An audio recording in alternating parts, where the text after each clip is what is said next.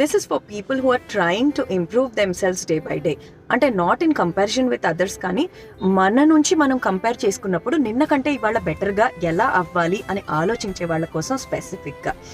So ఒక self reflection diary helped me a lot. So మీకు కూడా ఏమైనా హెల్ప్ అవుతుందేమో అని చెప్తున్నా.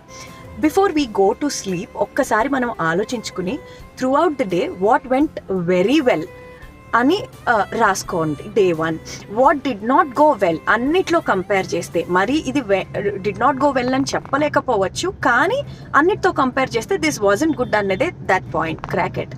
So day 1 right what went well, what did not. అలా 6 days రాసిన తర్వాత on a Saturday turn back all your pages.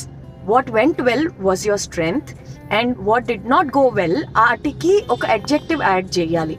That is your thing that you have to work on. Work on it, be a better self.